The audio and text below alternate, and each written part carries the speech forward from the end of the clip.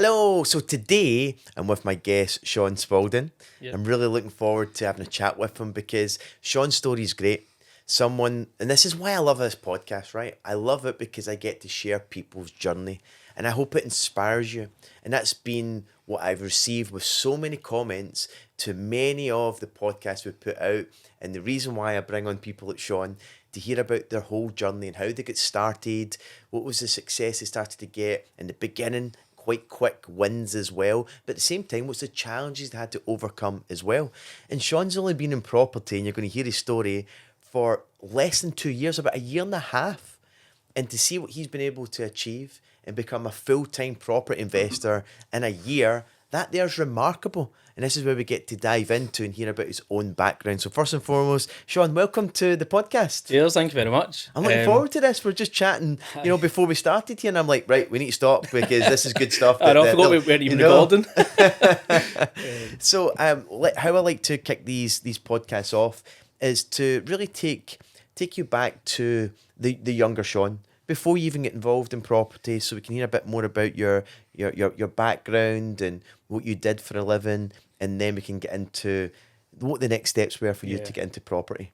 Cool. So I mean, pretty normal, I would say. Like working class growing up, it's I guess like in the household, it's always one of those ones where that kind of mindset of, oh, we can't afford this, and that whole working class mentality. And there's nothing wrong with that. Like, I had a great, I guess, bringing up. Always, mum and dad always provided everything they possibly could, more resourceful than resources type thing. And that was kind of instilled really early on about that really hard work ethic about, you know, what I thought you had to work 7 days a week to try and achieve what you had to achieve. But no, I just kind of grew up working class. I was all right in school, wasn't the best, wasn't the worst.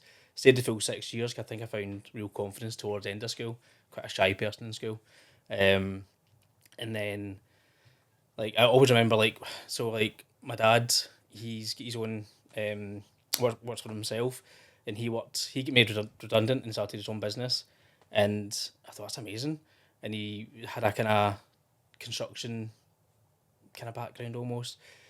A lot of it was self-taught, and I used to go out and just do labouring for him. That was my kind of first, I guess, intro to property. Never knew anything about it. He was just decorating houses, for all I knew. And so I started in my teens. I started like doing weekend work with him, and I guess during the holidays and stuff like that as well. And then college, I actually went and done. I remember that. I went and done an electronic engineering course in college.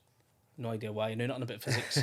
I didn't know how I got into the course. I think the guy just felt sorry for me, or he had to fill a class.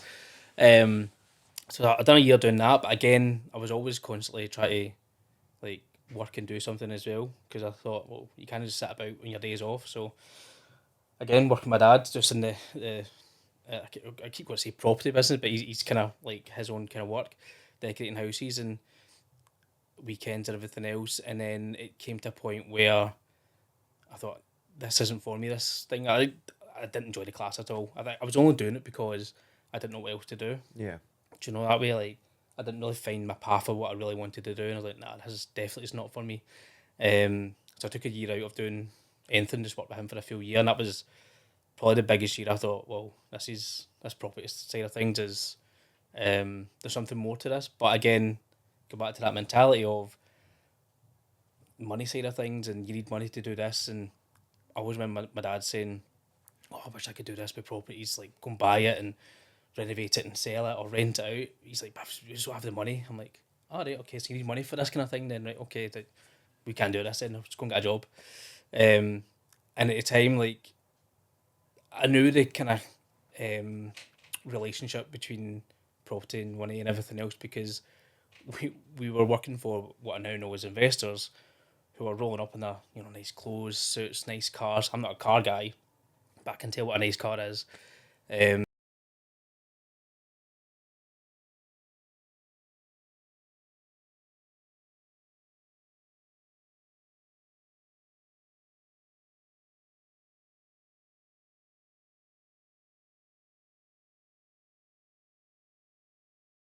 get to that side.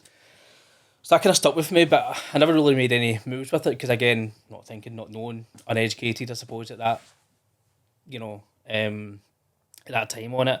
So I ended up I had a kid really young as well at 19, and that kind of grounded me quite a bit as well. I think just that whole, you need to be responsible now and be accountable and everything else. And obviously, going through your 20s, it's never a perfect situation to do, but it still keeps you kind of level headed. Like, you need to go and graft, you need to go and provide as much as you possibly can. And I went back to college as well after that. Don't know how to get into college a second time, right enough. Back into college, and I done ended up walking away with a computer science degree.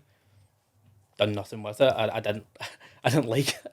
I don't know why I stood in it like for 4 years in uni. I think it was like in the third year of uni. I was like, nah, this isn't really for me. But I'm here now. I may as well finish it and get something. So I've got an honours degree in computer science that I've doing nothing with. I think it's just one of those ones where I thought, yeah, it's all right. Again, not the best in the class, not the worst in the class, but I just wasn't for me, you know. And then the whole kind of turning point, I guess, for me, like, what I should say, like, throughout that whole time, I've always had a job and something else working at the same time, and it's always been in a sales environment, so whether it be retail or cold calling, inbound calls, um, just just sales environment in a whole. Up until recently, it was a sales performance leader, a sales coach is kind of the background of it as well, and that was something I really enjoyed. I think that whole, like, element of, yeah, cool, I know I'm getting paid a salary to do this, but I actually enjoy helping somebody improving their skill base on something. Yeah.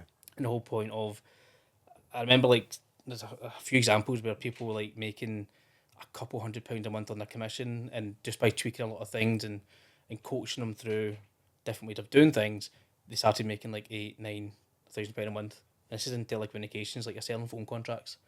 To make £1,000 commission a month is pretty good. But I enjoyed that, even though I wasn't seeing any of that commission. I'm like, this is a good feeling. Do you know what I mean? I'm still getting paid, still making somebody else improve their wage as well, improve their skill base. And a lot of that was a lot of kind of deal analysis, Chris, like performance analysis through the sales side of things as well in that job. And I guess a lot of that kind of correlates to property. Kind of a lot of those skills kind of come across. But I remember I turned 30. I'm 33 this year. I know I look pretty young here, but so I'm 33 this year. When I turned 30, I just remember sitting and I had a it's not long had a wee girl, and I just remember it was up to Christmas and I was dreading it, like that dreading feeling, like, "Oh, I don't know how we're gonna afford this again." Like, and I went on Facebook and I seen like somebody going on their third holiday this year. I'm like, how are these people doing this? Like, how do people afford life?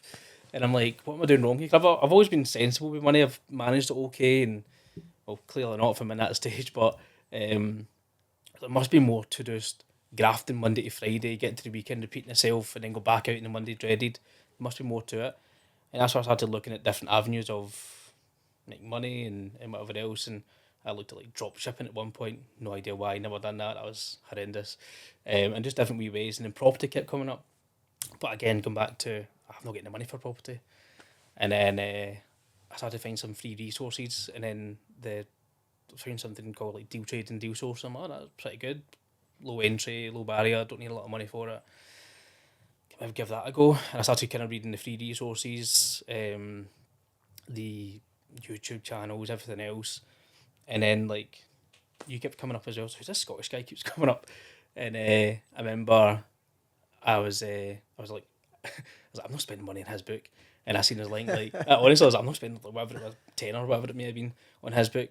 And there was a link like saying, get your free book. Oh, it's a free book. I'm going to get that. Just pay for shipping. It's like brilliant. And at the time, I don't know if it's still the same, but at the time, you would get you would get the PDF version before you got the book, before it delivered. I'd read the PDF version before the book kid came. I was just so engrossed with it. I'm like, oh my God, this is like eye-opening, mind-blowing, the way you can actually deal source and deal trade and everything else. So I'm going to have a go doing this, and I started going out to viewings, and I was like, oh, I'm missing something here. I'm not picking this up quite correctly because it wasn't sitting quite. I wasn't delivering it properly. Like I wasn't getting anywhere. And then I seen the jump start had come up, and I went to jump start in it was June of 22, It was a journey 22 actually because I think my missus knows this, but I'll tell it anyway. It was so it was on a Saturday, and I was sitting there, and where I knew I'd taken in a lot of information was when I was sitting at the table, and there was three other people going, "Oh my god, did you know this? Like, how would you do this and how would you do that?" And I was telling them the answers. I'm like, I actually know more than I actually think I do here. And obviously the proteges mentioned, and I'm like, I can't afford that. Is that how I can afford rather than how do I afford? So I can't afford that, and I was like, do you know what? Like, I don't know. It was my brother-in-law's 40th birthday that night, and I had to go to Braehead to buy a new shirt. And I just remember, my missus is going to kill me. I just remember driving to Braehead, and we got a credit card out. Again, this is my story, don't advise anybody to do this. But we got a credit card out that Christmas I was talking about just to help get by, interest free only kind of thing. And it was a small kind of limit on it, not enough to pay for Protege. I'm like, I don't know, I'll just see, and I was sitting in the car park going, what do I do here? What do I do it? Can I do it? Can I go and ask him for money?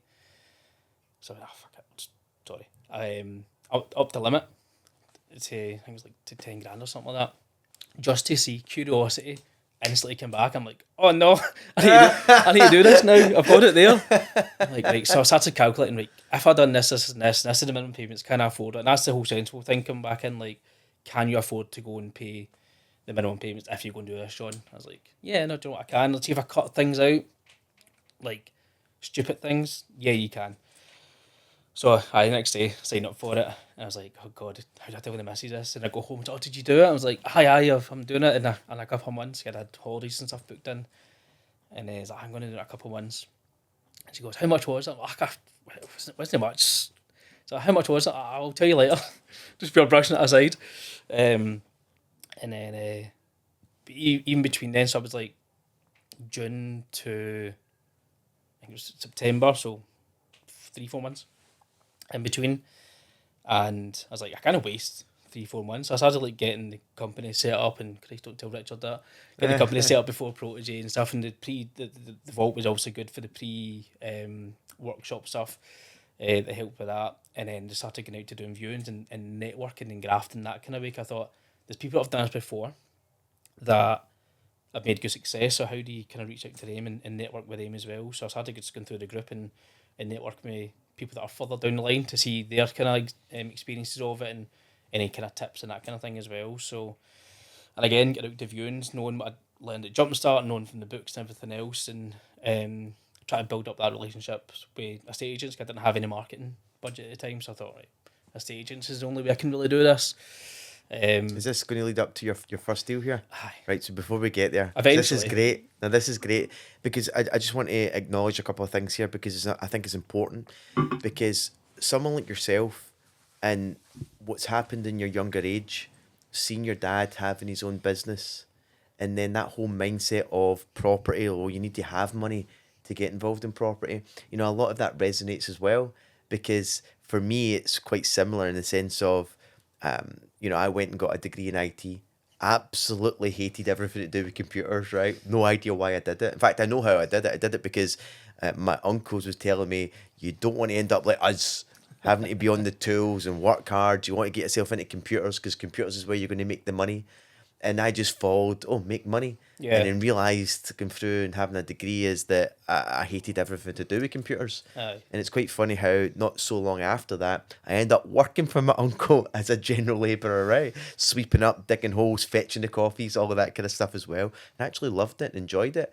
And then for me, because again, and I love how you shared that story, is that when you're working in construction and you see the developers pulling up in their nice flash cars, Yeah. and you're like, oh my God, they it's in my head is like, they just show up.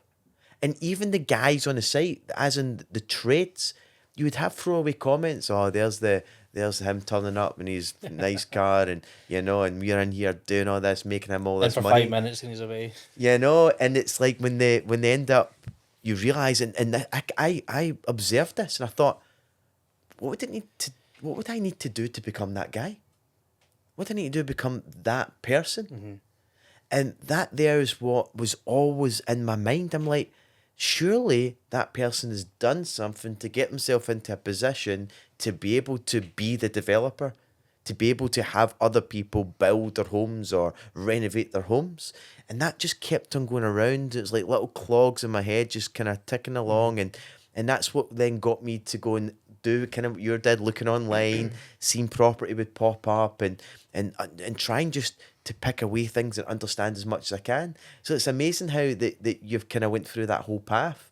Now, what I also just want to reflect on too was that moment when you said, because this all happened in quite a short period of time, and I want to just find out what that turning point was, because I think this would resonate with a lot of people. Coming up to Christmas, you've got no idea on how you're going to be paying things or covering anything, and I mean that's quite hard, isn't it? I've been there myself. Aye. And then not too long after that, you're upping your limit on your credit card, and then you're investing in yourself, which most people don't see that as the solution. Do you know how it's just Yeah. crazy? Like, what was it, the trigger point for you to turn around and go, I need to invest in myself. I need to do this. Aye. I think like I said, that whole Christmas thing coming up when me and my partner first moved in, I'm not dissing my childhood whatsoever. I had a good childhood, like I say. I'm the youngest of three. My sister's probably said I was spoiled, right? But I kind of got everything I really thought I wanted, right?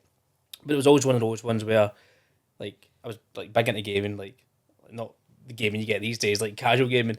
I remember my dad used to work for like Inventec, and he knew a guy who could get any game he wanted. So he used to bring this list of games, and you tick it all off, and I'm getting all these games, and it came like a disc. It was like a white label with a name written on. Like, okay, it's not the actual game, but he's been resourceful. And when me and my partner moved into the house, our first house together, I says like my childhood was pretty much every argument stemmed from money at some point. I said I don't want to be like that. I don't want. If you're going to argue, we'll argue about whatever it has to be. It'll happen. That's just relationships. Things do happen, but I don't want it to stem from money. And we were getting to Christmas, and there was starting to be niggles coming in. And I'm like, how we might afford this now? Like, I'm thinking longer down the line. Like, people should just. I mean, Ruby was only. I mean, she wasn't even one. I don't think. But you're thinking down the line, like, great, I'm going to have this later on, and I'm going to have more things as you're going to get older, and you're going to have to start paying for more things. I'm like, how do you, I guess, find that? How do I provide better without having them growing up thinking we're always arguing or worrying about money? I didn't want to have that reflection on them. That kind of makes sense. Yeah. So I thought, right, okay, I will see what I can do in terms of getting. I was looking at second jobs and everything as well, like something like working harder just to get the money in, whereas realisation you could work a bit smarter and do it that way. I think just while I was going through the whole property journey in terms of learning the books and YouTube and everything else, something always gets covered in terms of mindset, and it was that kind of trigger point where it's not a case of I can't afford this. It's how do I afford this, and finding a way to say, right, this is going to cost me this amount. What do I need to do to be able to afford that? And then when I looked at because I've never had a credit card before, and when I got it for Christmas, I'm like, it's not that bad. You've got a minimum payment. As long as you can repay it, it's interest free for so long.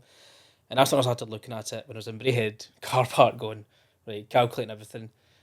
And I said, right, if I pay for this, how do I pay it back? Go and do a deal. If you package it correctly, like you learned on Jumpstart and you learn more about on Prodigy, then you pay it off in one deal. So I'm like, okay, go and do that, learn how to do it, and pay it off in one deal. And for me, I was like, okay, that's how I afford it, but it's an investment in me. And that was a whole shift in my mindset as well to like not say I can't afford that, but more how do I afford that, or what do I need to do to afford that kind of thing. So yeah, I think it was just that kind of shift in mindset at that point, like no longer just being that I don't want to say victim, but that kind of victim mentality of I can't do this and I can't do that, and always having a reason and excuse not to do something. That just say yes to more things, like even doing this, like mega imposter syndrome, even doing this, but that whole mindset of changing your mind up to just do it and yes, and so I guess that was a whole turning point, was the mindset side of things. Yeah, it's one of those ones that's so underestimated, yet it's so impactful. And I know that from myself, from my own personal development journey. In the early days, I never had proper education as such, But what I did have was personal development and starting to work on my mindset. And I was the same because, you know, you and I grew up very similar in the sense of all the arguments in the household was all to do with money, not having. And and it's quite funny because back then, because that's your reality, you don't see any different Yeah. as such. It's just you just realise you always get by, don't you? It's just you know, your parents, or for me, just having, you know, my mum, she did everything she could, and we didn't know that we were poor. Yeah. We That's didn't what I mean. know. That's when I say it's a basic, for me, it was a standard bring up because that's all you really knew. It Yeah. wasn't until you get older you go, Christ, this is tough, like being an adult. Like, how do you get by month to month? Must be more to actually life than just scraping by each month and getting that text from the bank saying you're now overdrawn. And you're like, oh, Christ's sake. So, It is kind of crazy, you know. There's times that I can reflect and look back where we would literally have cereal for breakfast and for dinner, and the only time we got a proper full meal was when we went to school with our fucking dinner ticket. Do you know? It's literally crazy when you reflect and look back. But I would never change it because it makes you who you yeah, are, yeah, and yeah, you've gone 100%. through all of that stuff. And when you've got kids as well, you know that you want to have them to have a very different life because, you know, it's just was always one of my goals when I started having kids. It's like, look, they're already, because of what I've been able to build, going to be brought up in a very different life. And I just need to keep them grounded, but at the same time, give them as many opportunities as I possibly can. Yeah. You know, you must feel that with your kids too. I mean, when I had Leo when I was 19, it was really young, so you're still a bit in that naivety stage, even though you kind of mature quite quickly a wee bit. But it wasn't until later on when like Ruby came along and it started getting tougher financially, and then you're like, right, things need to change here to not be able to repeat the cycle almost. Like, kind of break that chain of mindsets of you can go and achieve more if you really just, I don't know, like, I don't say if you want it, like, go and achieve it, but like, you can do more than just the normal 9 to 5, work Monday to Friday, get pissed up the weekend, and then repeat it on the Monday. Like, that's a cycle, isn't it? That's what, well, in Scotland, that's the kind of cycle most people go through. So, but I don't want to be in a position where we're walking down somewhere and they go, "Oh, Dad, can I get this? Can I get that dress? Can I go into this?" I'm going, "Nah, I can't afford that." Not that I want to just spoil them with everything, like, and make them that almost entitled they can get everything, but they still need to work for it. But to understand that if you want something, work it away and how you're going to afford that. Work it away how you're going to afford that lifestyle that you want. And if for them, if it's property later down the line, because I will want to build that up on, a portfolio, but they might not want it. Yeah. But I want to be able to leave something that can, I guess, afford them the lifestyle they want. Does that Yeah. make sense? So No, it makes great sense. I mean, my girls, some might think they're spoiled. Um, I don't think so at all. It's not like they say that they want something and they just get. But one thing I'll never tell them is that I can't afford it. yeah, And it's got nothing to do with that now that I have money. It's just going back to what you said. Because most people's default is I can't afford it. And like we've all heard these things growing up. Like my mum was always like, money doesn't grow on trees. You know, just think I'm fucking made of money. that's Like a that was classic. that was constant. I know. Anytime you ask for something, that's what gets said. And here's the thing: I have financially looked after my mum for since the age of 24. My mum is Incredible. well looked after. In fact, later on today, she's going to be arriving in her office. She's going to come spend the weekend with, you know, she's got all things planned out for the kids. She's sent a whole bunch of Amazon deliveries this week to my house because she's going to be doing lots of playthings with the girls. My mum is financially looked after for a long time. Yet, my mum will still have those things deeply rooted going, you spent how much on that? That's to, and it's one of those ones where we're creatures of habit. And one of the things that I want to drill into anyone is that we need to pick up on our money language and the things that we say. So it's Yeah, interesting you're saying that too, because I'm so aware of that. And anytime I hear anyone say that, just change your mind. Like, just change, like, pretend to yourself. If you see something that you like and you go, well, I can't afford that, tying into what you said earlier on, turn around and say, oh, is that all it costs? Ah, I'll get to that later on. yeah.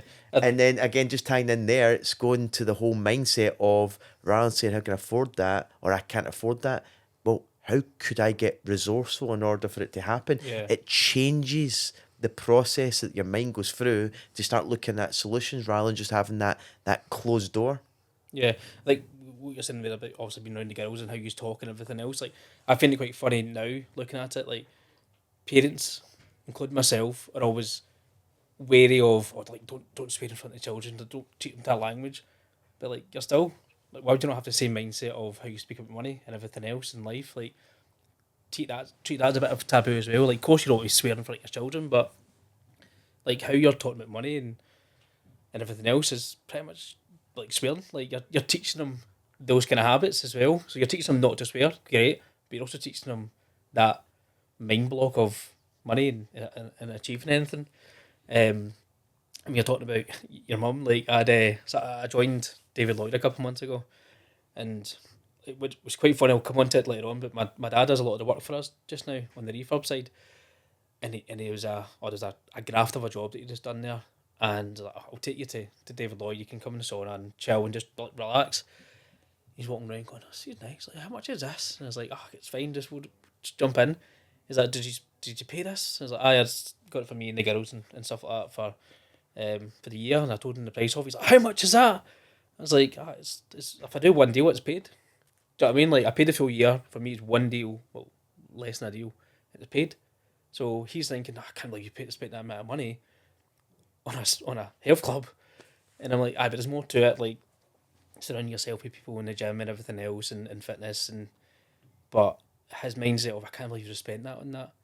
Like, in his head, he's thinking, that's a lot of money. I could have spent, loads of other things with, like, insignificant things with that. Whereas I'm like, for me, that's more like not an investment, kind of is, kind of not. Investment in my health, if you will. But again, for me, I was like, right, okay, so it's an outlay. I'm used to a 20 quid membership at Pure Gym. So it's an outlay. But for me, how am I going to afford that for the year? Right, I'm going to do a deal and I'll pay for it. Do you know what I mean? So Yeah. that mindset has been a huge shift for me over the years. More so from doing things like Protege, which got a lot of mindset content in it as well. So Yeah. and then you grow up on that. Yeah. So let's bring it back into the proper chat, even though could talk about mindset forever because it's so important.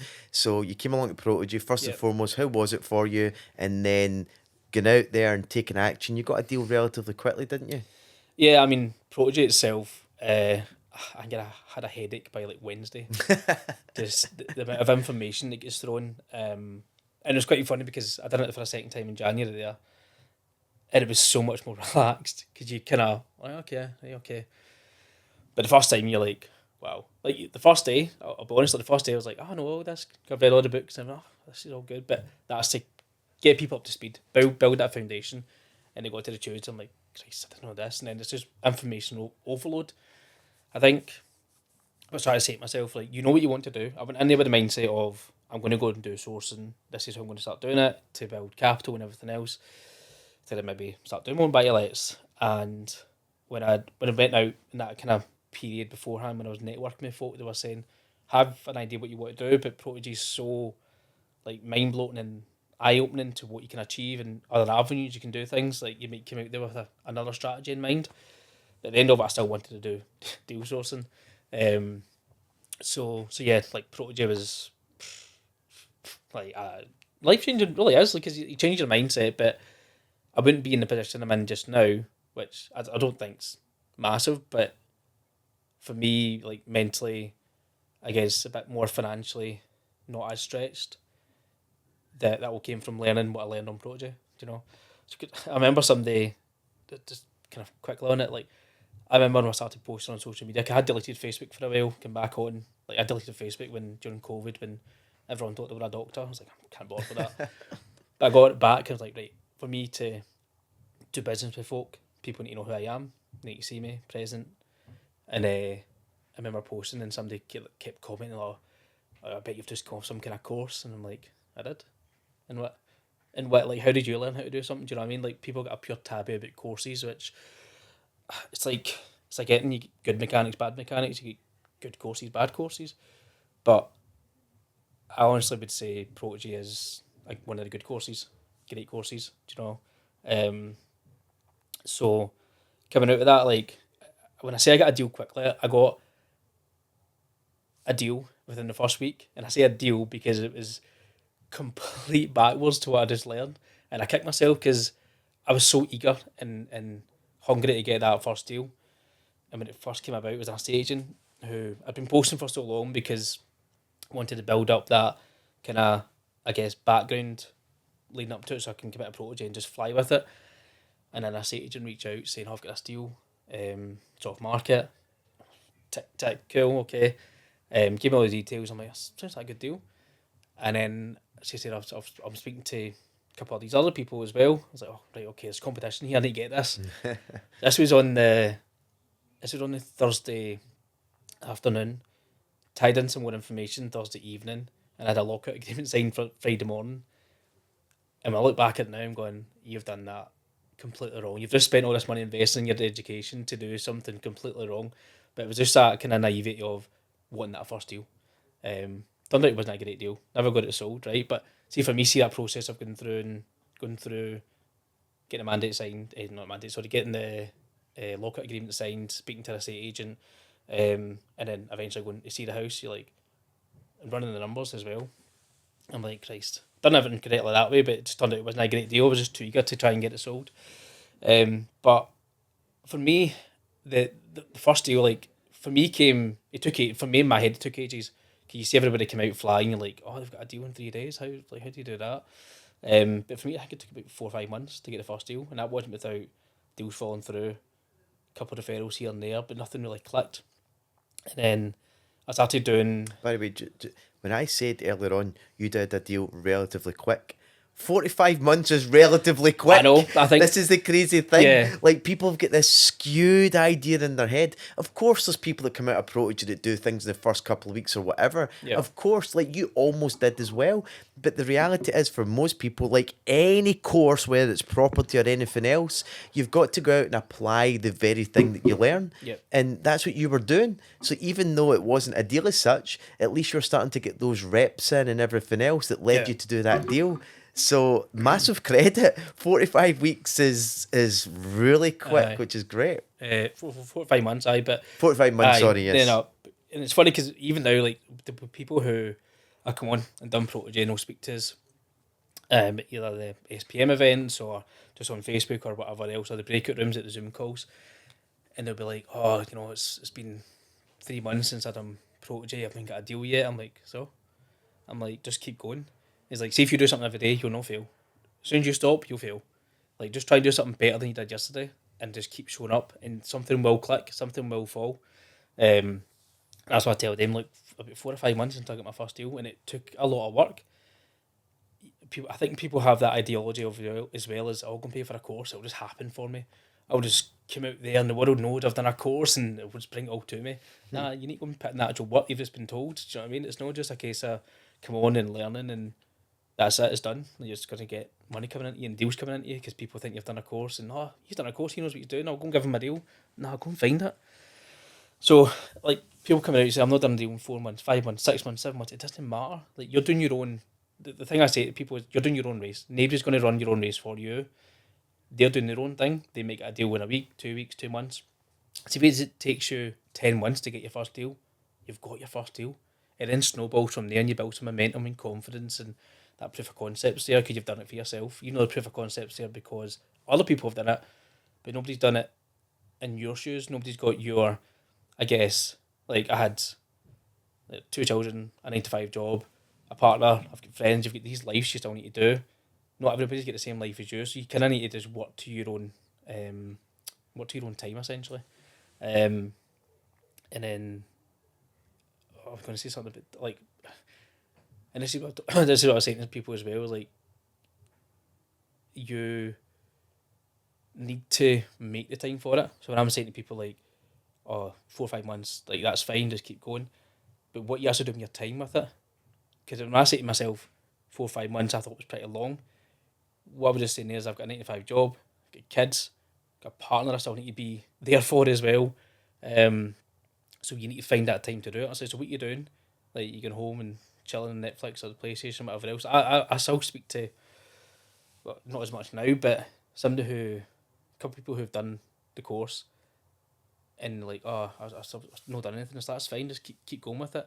But, and they go, I've just no time. And I laugh and go, you live at home, you've no kids. What do you mean you've no time? Like, just find the time to do it. If you really want to go and do a deal, you'll find a deal if you find the time to go and do it and put in the graft. But I started running. I guess like the background in sales has been really good because it's helped. I've seen some marketing campaigns done before, and I've ran Facebook ads before, but not for property. And I used to like run a poker league, right? I'm massive on poker, but I used to run a poker league, and we run ads for that as well for venues and everything else. So I kind of knew the concept of like ADA and copy and all that kind of thing. But again, didn't have a massive budget for it. I just put a lot into obviously getting the business set up and the course and everything else. So I thought, right, I'm going to test and measure a smaller budget just so I can understand how to set everything up. I think I ran like a 30 quid budget for a week. It's just minuscule. Like, if you look at it now, I'm like, 30 quid, like, okay, it's something decent. Like, see now, I'm like, 30 quid is like a drop in the ocean. But I got a lead through. It wasn't a great lead, but I got a lead.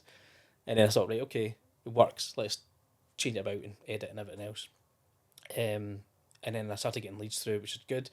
And ironically, the first deal came not from someone filling out my forum, it was actually they commented. So you know yourself, you get loads of trolls online for everything you do, but you're on ads, you get the same few folk popping up going like scam artists and everything else who don't really understand what you're doing. You know, I think I was saying like I can help you sell your house, you don't have to pay any legal fees, that kind of thing. That's a scam artist, everything else. And somebody had commented saying, sounds too good to be true. So I'd reply back to them and I'd message them to say, look, this is what we do. And if you're in a situation you need help, let us know. We can come and see your house and see how we can help you. And they said, oh yeah, that'd be brilliant. And then they went cold for a couple of days. All right, okay. And I seen they'd commented on other people's ads. I'm like, oh, it's just one of these people. I'm being sold a lemon here. And then she went, oh, can we get a viewing booked in? I'm like, oh, okay, that's okay then. So we get a viewing booked in. She cancelled.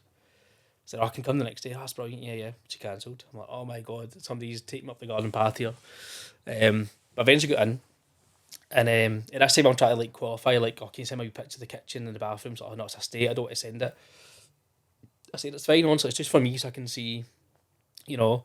And eventually get out to the house and I kind of realised, I know this house. Like, I went to school in Linwood and it was just like up by the shops basically, and you always seen this house and I knew who used to stay there. I'm like, Christ, are they still staying here? But it was actually their mum who still stayed there. Okay. I wasn't like friends with them in school. Yeah. I knew who they were. I knew that's where they stayed, but I never met their mum or anything like that. And then when I walked in, and I'd done like off-market viewing before, but when I walked in, I was like, I knew the situation was a bit sensitive for them, and they were in there and had two family members sitting on the couch as well. I'm like, that's a bit awkward. Like, I need to take pictures and videos and stuff like that. And I went in and the kind of sales aspect just clicks back into you. Like, speaking, I've always said that if I can get direct to vendor right in front of you and speak to them, I reckon I'll get that deal more often than not. Yeah. And she said, oh, I've had a few people look at it. I think there was like 3 or 4 other people looking at it at the same time. And the first thing I said was, sit down, like, let's have a chat about our situation. It was, I'll also not give the details of it, but it was a pretty like horrendous situation. I think that's where I think people don't understand that process of what we do is actually helping somebody, give them a solution. So for me, it's not like we're coming to sell your house or steal your house and all that. We're coming to give a solution. If solution's not with us, then that's fine. But we'll give you a solution at the end up. And that there, I just want to emphasize that because it's so important. You know, like right now we've got Protege on the go. It's Friday, we're doing this interview, and right next door they're learning about negotiation, communication, making offers, and it's all with the right empathy. Yep. It's about the right ethics. It's about finding out what the seller's situation is, understanding how we can provide solutions and options. At no point at the beginning are we talking about we're going to get this, we're going to get a deal, we're going to make all this money. No, first need to look at the seller. How can we help them? And if you've got multiple different exits, you're going to give the best possible solution for the seller. It's not always about how much can you make. And I guess that there from your communication, getting to know them, I can guarantee some of the other people were sitting there just coming in, making cheeky offers, not even building a relationship or even looking to see the person's situation, how to help them. Yep. And I guess that your soft skills that became your super skill in terms of sales and communication is great. And I say soft skills is because it's just something that we all should get better at is communicating. you Yeah. know, and then from your point of view, you've got really good at it. You understand that whole process of having a conversation, and it's got you the result. Yeah, because when she came around, I said, look, I need to go and take some pictures and videos so I can go away and look at a few things. And obviously, I was walking about. It was quite a creaky old house, so, like the carpets, everything were up, and she was still living in it. I'm Yeah. kind of walking around going, "Are you living in this? Like you've been targeted and windows have been smashed and stuff like that." I'm like, it's such a poor situation to be in. Um, and she came back down. She went, "Oh, you're not going to like chap on the walls or anything?" I'm like, no, what do you mean? So I had people in there like chapping on walls and looking at the kitchen and saying it's a state. I'm like, they call your kitchen a state. I mean, don't get me wrong, you know, Yeah. it was in poor condition, but you're not going to say it's somebody's house. You know, they brought their kids up in this house. There was Yeah. emotion to that property for them. So they were saying, "No, I don't." People were like chapping the doors and all that, and the walls, and tell me I need to lock this down, and that won't work. And I'm like I'm not going to do any of that. I'm just here to see the picture, see your situation, all that kind of thing. Anyway, went away, ran the numbers, and then came up with an offer the next day for her. I knew what she wanted. I made an offer where I thought would work for everybody, and she declined that first offer, but said, "Look, I can come to this instead." And we got it sold for her. Now the funny thing is, I thought about soft skills and everything else is we weren't even highest offer. Somebody off, so we were like 7K less than what somebody else had offered. And I said, after everything had happened, and you know she got her money and everything else, I said, out of curiosity, like, why did you choose us rather than the person with higher money? She went, I just trusted you. I just trusted that you were doing the right thing for me, and you weren't just here to like, I don't know, like scam me or anything. I just got a better vibe from you than other people. I'm like, cool, so I'm doing something right then. Like sales is okay for me then. So yeah, so that one's my first buy to let package deal. And it's pretty much what I still do now. Find a deal, sell it to the investor, take it through the whole refurb. So numbers on that one were like, I think we got it sold for about 49 to the investor. The refurb on that one was, it was a like, you talk about your first deal, you always remember your first, right? But this was a massive project for your first 21 grand refurb. I think it's like 22 grand in the end up. And it was like changing electric to gas central heating. It was, had to fix the water pressure, brand new bath, the works. It was holes in the walls, holes in the doors, everything. It was a 3 bedroom masonette. And we had wrapped the kitchen rather than replace it. 'Cause the kitchen was in poor state in terms of the window had been smashed, the floor was terrible, you know, there was a lot of things wrong with it, plastering needed done. But see, the actual carcasses were fine. The Yeah. worktop was fine, just dated. I said, well, we could maybe save a bit of money here because we're doing a lot of other work. Save some money by wrapping it. It's a cost-effective thing to do, especially for a buy-to-let. And it's something I still do now, which gets quite a lot of popular views on it as well. So we took it through the whole refurb as well, and the learning experience from that, from dealing from utilities to getting gas installed to dealing with Scottish Water to get the water turned off at the Toby, and it was such a great experience. But one of those ones like I handled pretty well. My first experience of maybe project management as well, and it went really well. I would say I'm quite an organised person. I'm quite OCD when it comes to things like trackers and Excel, just from the whole sales element of insights and performance analytics. And yeah, it went. I would say it went really well. I think we went over our time by about 3 weeks from the timescale that we gave the investor, but they were fine with that because of constant communication. The reason why I went over was the gas. Like it's just you ever try to deal with utilities, like Jesus. So yeah, went over a little bit. But the end product was phenomenal. We anticipated a rent of I think 700 and we get 795. And anticipated then market value to be 70 to 75 and we get 80. So again, that whole proof of concept of running the numbers and seeing it actually works if you do the comparables correctly and everything else.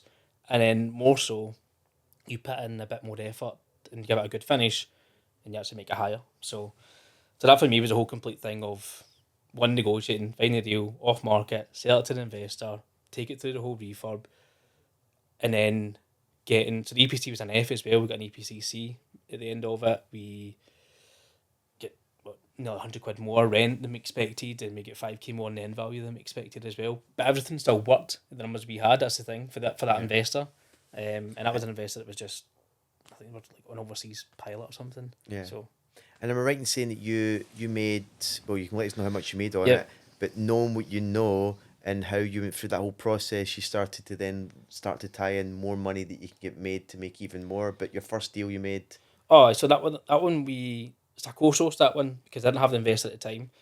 So everything's kind of split, but I walked away about 4.5, 5 grand. So go back to, how do you pay for this course? Go and do a deal. yeah, It just paid for the whole course, albeit I never paid it off at that time. I invested it back into marketing and everything else. But the theory was there, and the reason I did that was because I know I can go and do it and still do it and afford the payments and everything else. But you've made from one deal, I could have walked away, paid it off, and I've just made a good learning experience and go and find something else. But that one deal paid for the course. and a good thing off the back of that, that's what it started to build your momentum. Because Yep. we always say your first deal might take a little bit longer, but once you get it, you said it yourself, and I see it time after time. It's a snowball effect, and that Aye. happens because look what you've done. You have went through a course, you've applied it, you're learning as you go along. You then secure your first deal. You go through from start to finish, and you've had proof of concept. And it means that your second deal, you're just going to get quicker. You're going to get a lot better. It's going to be fine tuned. You're going to make more money on it. So I guess that's two things from you. You really started honing in on the deal trading strategy in order to, of course, make more money doing that. But at the same time, I guess becoming more skilled with the whole project management side of Yeah. things that's led to your new business Yep. on that front. So maybe take us through that journey at a high level in terms of where you went from to where you're at just now and going full time. Yeah. So I co-sourced that one with David Smart, who's also in the group as well. Utilised some of his investors, and he was like, "Listen, I'll help you with the refurb side of things," but like that was 95%. That was all me doing it, and I was like, "I'm actually alright at this. Like, it's not as difficult as I thought it was. No offense to anyone who's a project manager and I've done courses in university and everything else, but it's just about being organised and getting everything done on time, schedule works and all that kind of thing." And he had another project come up. He's like, "Listen, I'm a bit busy to do it." He's like a busy guy. I've got a kind of small one. Could you manage it for us? I'm like, aye. Like, what's the deal like in terms of how am I getting paid? So we spoke about that, and then I done another one. He's like, that went really smoothly. And then one of the kind of other girls we were working with in Linwood with it, they're based out in Edinburgh, and they had one in Hamilton as well. And they said, "Oh, listen, we've got nobody through this kind of way. We loved how you ran Linwood. Could you maybe just do it on this one for us?" Again, done the same, flow, a bit more kind of polished this time. And they went, "Oh, it's been amazing." And even now, like, they still say, "We've not found anybody who has been at your standard." And I think that's the thing. I set a good standard, like, in terms of communication, in terms of schedule of works, scope of works, and getting it done on time and in budget. And I'm like, for me, I'm like, what do you mean you've not found anybody to my standard? Like, I've not, in my head, I'm like, I've not got a high, in my head, I've not got a high standard because I'm just kind of doing this. Like, how bad are these other people? So I'm like, maybe I've got something here that I didn't really know I had a skill at doing. And then kind of me and David had another one, and he's like, "Listen, do you fancy just making this a thing?" I was like, so we had a chat about doing that, and then just kind of late last year we launched Smart Home Improvements, and that the whole concept was, I'm sourcing, he's sourcing, we have the same sort of process of find a deal for the investor and we'll manage the refurb. It all just comes through this one company, and then we'll disperse that way. And what I found is, I think just to the level that we do work, how active we're both on socials, we have people, even within the group, we have people coming out and saying, "Oh, listen, I've got this refurb, could you guys do it?" I'm like, "Aye, no worries." So it's kind of grown arms and legs from what we thought it was going to be originally. And then for me, it's been brilliant. Like, the thing is, like, I think the reason kind of me and David kind of work well with it is he's really good at finding investors and stuff as well, and obviously the deals and likewise. But I actually enjoy that deal process of seeing something that's really run down and unloved, and he's brought back to life to then give to someone. Do you know what I Yeah. mean? Like, there's two parts to, for me, there's two parts to property, and I think Sean McIntyre speaks about it as well, about that emotional kind of bank of doing something nice that provides something more than for yourself, but then the financial side of it as well. And I think for me that gives both, seeing something you're putting a nice home out for somebody, whether they're going to stay in it to, buy it, or whether they're going to rent it to bring up their own family and stuff like that. So there's something nice about that I like seeing and being part of that whole process. And I guess that goes back to when I was doing stuff with my dad, like being fully in it, being on the tool. I was doing all the painting for him at one point and helped him laying the flooring and bathrooms and kitchen and everything else. And like, not ironically, but what's quite nice about it now is he does a lot of the work for us, but I'm bringing him on board. So from me working from him, almost kind of like a complete circle for him now. I've now flipped to the other side of it, Yeah. but he's still doing that. But I'm showing him how we can maybe do it, and how if he's speaking to clients, he's got his own stuff doing as well. If you're speaking to clients, here's a couple of things you can do. Like I spoke to him about assisted sales, which I'm not going into detail of because it's a bit of a concept in itself, and go on approach you for that. But I spoke to him about that. Like if you're speaking to someone and we got a lead from it, he sent us a lead to who fitted that mould, and we're still in negotiations for it about it. But just by showing him a different way of thinking has been good, and to bring that journey on, it's kind of made us a bit kind of closer a wee bit as well. But yeah, the project management side of thing was an accidental, happy thing that happened. Do you know what I mean? Like, and I guess experience of it has been really good, and we've got from the same sort of thing. We've got an absolute belter of a deal just round the corner in Canvas Langs, that 30 odd grand kind of refurb, a nice old kind of older style.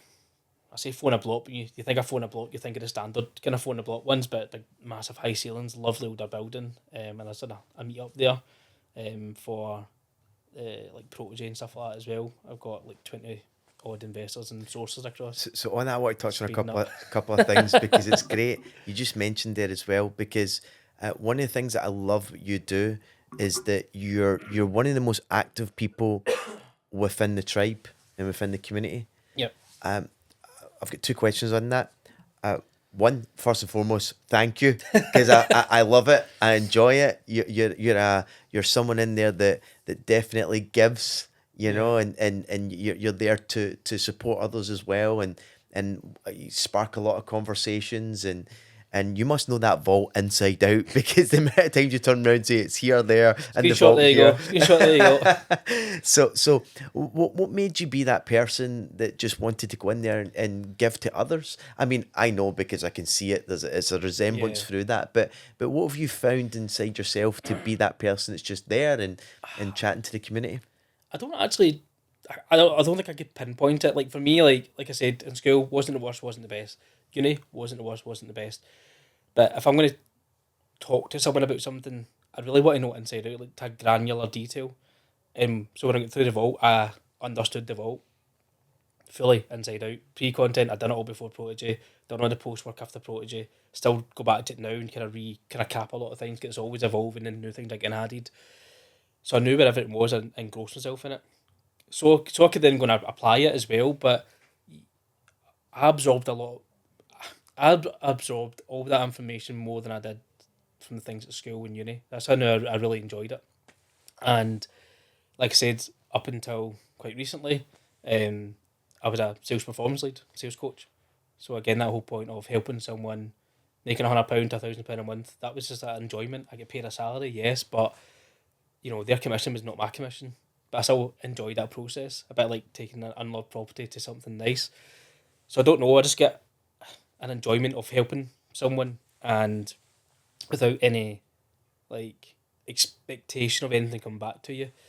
Because I think also at the same time, if I was in that situation, I'd want somebody to help, and I have been. Like I think when I first started doing like due diligence and stuff, I wanted to know my due diligence inside out. I wanted to know we focus on gold mine area, but at some point you're going to have to expand that, and this is going to be a process of the same concept. So I really need to nail this down, which I believe I have. That one there, I get £100 more rent and all that kind of thing. And the people in Protege, because that's the whole thing. The community is a really helpful community. And I remember it was Andrew McLellan who was in the group, and he had a bunch of leads come through. He said, I've got too many to handle right now. I said, listen, I'll go and see them for you if you want. It helps me off market, running numbers and everything else. And he was really helpful and instrumental for me to learn that side of things. but he wasn't expecting. I wasn't expecting anything from him, and he wasn't expecting anything from me. It was just a helping each other. But it's always just been my kind of nature to really help people anyway without that expectation. So when somebody's got an answer in the group, like the only things I've not got notifications for is WhatsApp and Telegram, because I think if you're doing sourcing, you need to be quick on it. Things like your Instagram and Facebook, like mute them, like they're just distractions. But Instagram and WhatsApp is where I do a lot of the business anyway. So I see it come through, and if I can see it pop up on the phone or whatever else, I can answer it. If I can answer it and help you, I'll help you, because it is about quick responses. And I guess that's just part of. I suppose it's about putting yourself out there as well, because people know you're helping people, and people know you've got the information and knowledge, and they see you as a kind of a figure of, you can come to them for help, or he knows what he's talking about, he knows what he's doing, potential joint ventures. Like, it just opens up other avenues. So, like I said, there's no expectations from it, but there is obviously going to be, an advantage to being in that position to help somebody. Yeah, no, I love it. It's great. And here's the crazy thing: you've only been on this property journey for a year and a half. You have, through that whole process, you've done a number of deal trades. You've set up a home improvements company. You've got a partner there. You're doing a lot of great things. You're just getting more business off the back of that because you've got that standard and you hold that to your level to make sure that it's just an expectation to get something done right, to help Yep. other people, and that just echoes through everything that you're doing. You're working on that cracking deal that's not too bad. Is that going to be a flip, that one? That's a buy to let for an investor. It could have Oh, went okay. so many different ways, but Yeah. we're just going for a buy to let for an investor, but a nice buy to let. Great. This is good. This is good.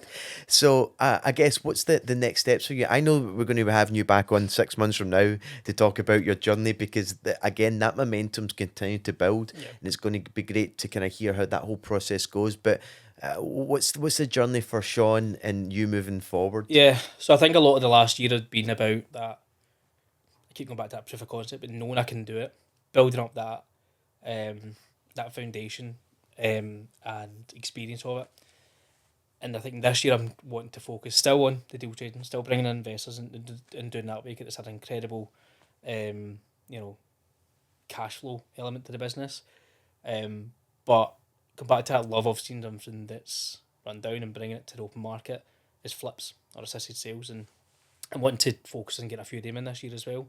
And I've already spoke to a couple of JV partners who are looking to do, they're maybe new into property, and they're seeing somebody like myself who can do the numbers, find the deals, and take it through the whole process, and they want to come involved and learn how to do all that as well. Almost like a, not a earn and learn as such, but they're putting the money to work and they're learning the process as well.